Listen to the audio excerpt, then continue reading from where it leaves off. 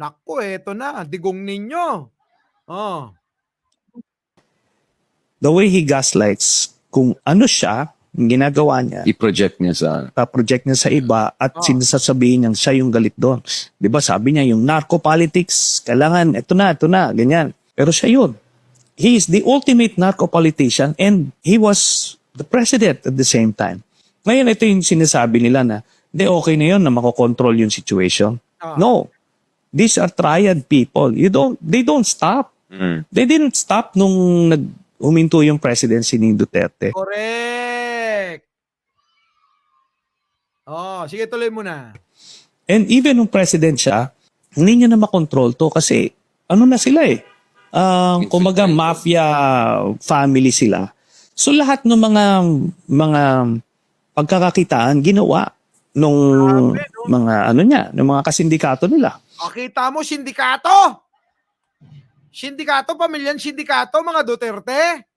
Oh, Dino, Marcelo, Oh, di ba? Ikaw lang tumanggap kay Pebbles pero kaming Marcos loyalist. Aba, ewan ko sa iyo. Oh, di ba? Tingnan yung mga katwiran ng iba, mga kababayan. Huwag ka nang gumamit ng fake account, kilala naman kita.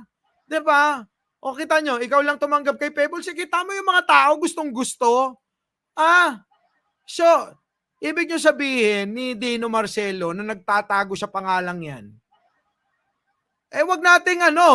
wag nating iduluhin yung ginagawa ni Pangulo, ganon. Ulitin ko lang, patulan lang natin to.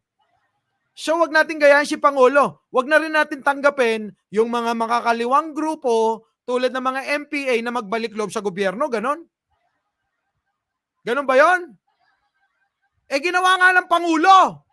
Lahat ng mga kumukontra sa gobyerno, pinagbabalik loob sa Pangulo at sa gobyerno. Tapos ayaw nyo. Ano ba gusto nyo? Mag-ipon tayo ng maraming kaaway? O magbawas tayo ng mga kaaway? Anong laban ang gusto nyo? Diba? Idol nyo si Pangulo. Pero ayaw nyong tularan yung ginagawa ni Pangulo. Saan ang utak nyo? Hindi ako naniniwalang Marcos loyalist kayo. Oo. Kasi wala kayong pagkakaiba sa mga DDS na ang utak nasa ulo ng titi nila. Diba? Tama, mali. Ginagawa ni Pangulo. Pinagbabalik loob yung mga lahat ng kumukontra sa gobyerno. Maliban na iduluhin si Pangulo. Tama, mali. Argo bingo. Uy! Diba? Kayo talaga eh. Eto na. Dito na tayo. Ikaw talaga, Argo, Tumigil ka dyan. No, eto na. Kita nyo? Ano sabi ni Trillanes? Pakiulit na wala tuloy ako. Pag idol natin si Pangulo, mga kababayan, gawin natin yung estilo. Paano ang estilo ni Pangulo? Lahat ng mga kumukontra sa gobyerno, binabalik loob sa gobyerno. Ganon. Ganon ang isip at utak ni Pangulo na dapat minamana natin.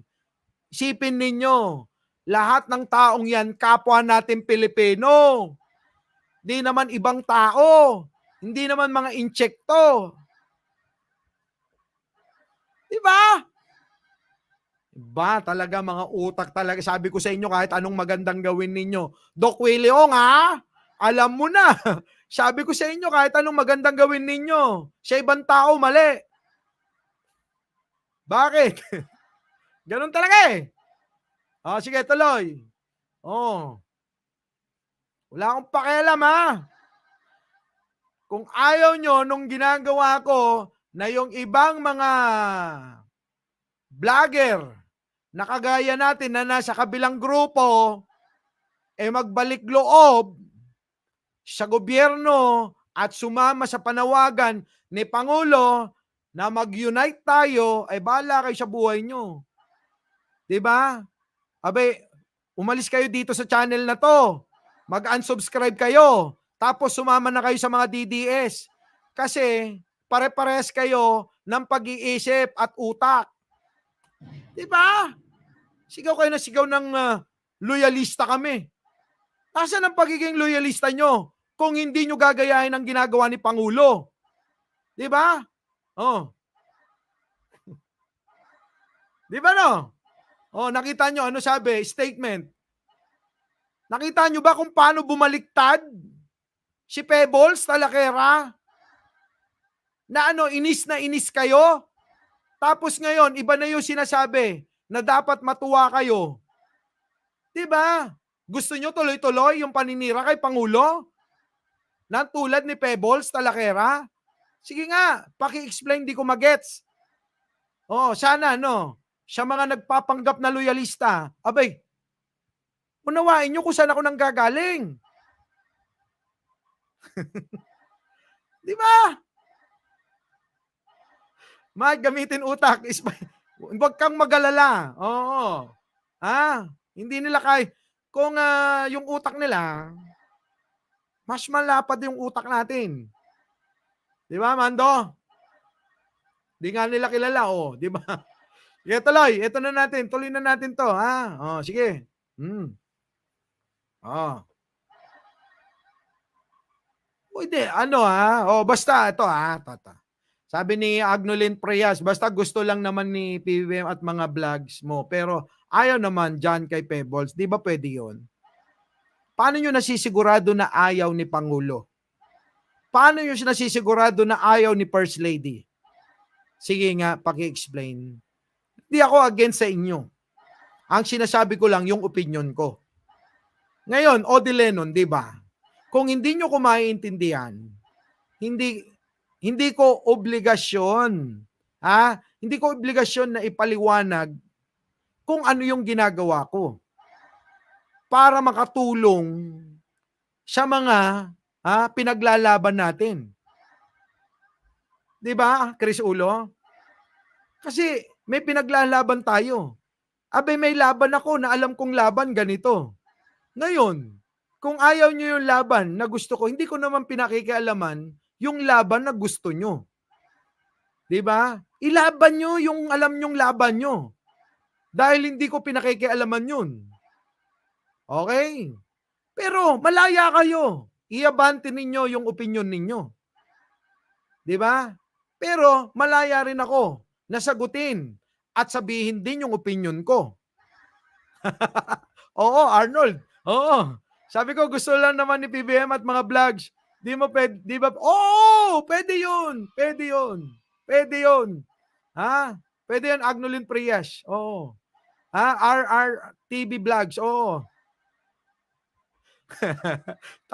Marami bubulgar si Pebbles. Dami. Okay na, ha?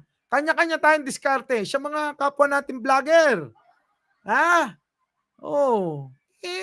Yung diskarte nyo. Hindi kami nakikialam ni Chris Ulo. Di ba? Hindi kami nakikialam. Dumiskarte kayo ng diskarte nyo. Kasi diskarte nyo yun eh. Yung diskarte na meron ako at meron si Chris Ulo at sa iba, bayaan natin sila. Never naman naming pinakialaman yung diskarte nyo. Kung yun yung alam nyo pagtulong sa gobyerno, go. Ito yung alam ko na pagtulong, di ba? Para mabawas-bawasan tayo ng alin, ng kalaban dito. Saan? Sa social media na mapanira. Ayaw nyo. Ewan ko. Anyway, dito na tayo. Nako, eto na. Diba?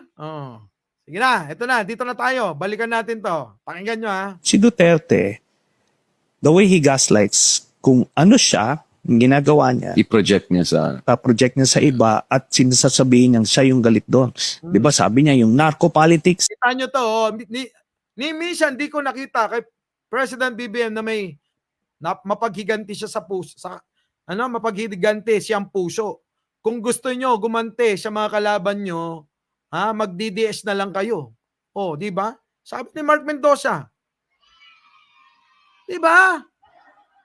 Walang rekrutan dito mga kababayan kasi never naman ako nag-recruit kapag ka meron akong kinaiinisan na vlogger na ayaw ko. Kasi yung sa akin, sinasarili ko. Hindi ako yung dahil inis ako sa isang vlogger, tatawagin ko si Chris Ulo. Sasabihin ko, Chris Ulo, oh, galit ko yan, galit mo rin ha. So ano tawag sa akin nun? Isip bata tulad ni Sarah. 'Di ba? Dahil galit na sa kanya lahat, lumapit na kay Lenny. Ganun ba 'yon? Oh. Sige, ito lang. Oh, Argo Bingot. Oo. Paano ka naging fanboy ni Trililing? Uy! Uy, lagot ka. Ha? Alam kong idol mo yan. Oh, sige, ito na. Ulit. Pasok! Si Duterte, the way he gaslights, kung ano siya, yung ginagawa niya, i-project niya sa project niya sa iba at sinasasabihin niyang siya yung galit doon. Di ba sabi niya yung narco politics, kailangan, ito na, ganyan. Pero siya yun. Oh. He is the Kita nyo, si Duterte, ito yung madalas nating sabihin. Kung ano yung siya, yun yung kunyaring tutulig sa inya. Di ba? Oh. Di ba? Oh, naiintindihan ko yung GMK17 na asaktan kayo. Oo. Huwag kayong mag-alala. Malay mo, mag-public apology siya sa inyong lahat. Kay Presidente at kay First Lady. 'Di ba? Ayaw nyo nun? 'Di ba? Sino ba naman tayo? Tao nga, nagpapatawad. Tayo pa kaya? Diyos nga nagpapatawad, tao pa kaya? O ito na. Ito na nga. Oy, ulit. Last na to si Duterte, the way he gaslights, kung ano siya, yung ginagawa niya, i-project niya sa project niya sa iba at sinasasabihin niyang siya yung galit doon. Di ba sabi niya yung narco politics, kailangan, ito na, ganyan. Pero siya yun. He is Sa'yo talaga yun. Yung narco politics, si Digong yun. Pero kunyari, binabanatan niya. Para hindi siya pag-isipan ng ng mga tao na yun ang ginagawa niya. Di ba? Ganon ang style ni Digong. the ultimate narco politician and he was the president at the same time. Ngayon, ito yung sinasabi nila na, okay na yun na makokontrol yung situation. No. These are triad people. They don't stop. Kita nyo? Siyempre, paano titigil yan? Yun yung hanap buhay nila. Siyempre, tuloy-tuloy yan. They didn't stop nung huminto yung presidency ni Duterte. And even nung president siya, hindi niya na makontrol to kasi ano na sila kumaga mafia family sila. Oy, mafia family daw So, ibig sabihin ba, Senator Trillanes, buong pamilya niya, mafia talaga? Sindikato, ganon? Sindikato, pamilya ni Digong? So lahat ng mga pagkakakitaan ginawa nung mga ng mga kasindikato nila. Whether it's Pulong, sila Michael Yang, and their other cohorts. So parang free for all na lahat. Kita nyo, binanggit na lahat. Sila Pulong, sila Michael Yang, mga tropa nila. Halos lahat na. Di ba? Di ba nga I love you na si Pebbles kay FL? Duterte Mafia Family.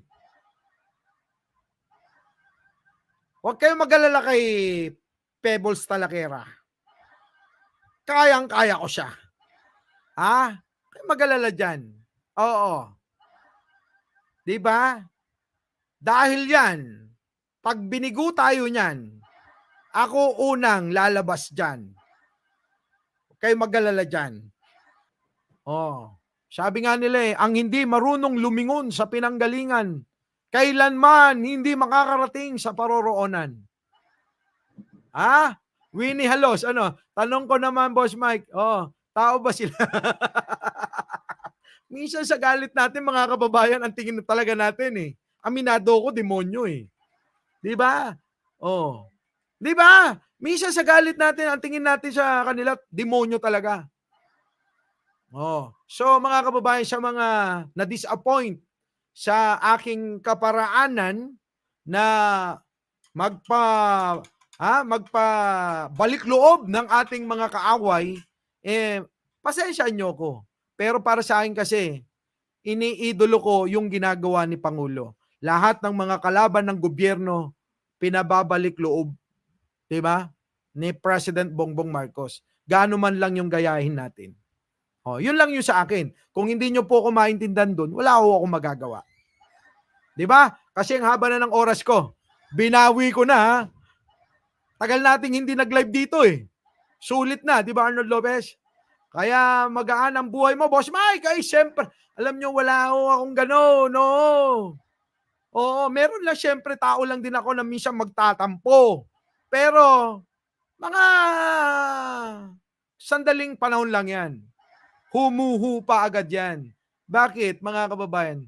Hanggat pinapanatili nyo yung galit, hinanakit, ngit-ngit sa inyong mga puso, hindi kayo magiging malayat, magiging magaan ang pamumuhay sa pang-araw-araw. Muli, ako po ang inyong lingkod, Mike Cervera po, laging nagsasabi. Kaya nga ito lagi kong sinasabi. Mahalin natin ang ating kapwa. Ipagdasal po natin lagi ang ating bansa. Magandang umaga, magandang hapon at magandang gabi sa mandako ng mundo. Naroon kayo. Siyempre, magandang buhay na rin para sa ating lahat. Our beloved Boss Mike Cervera.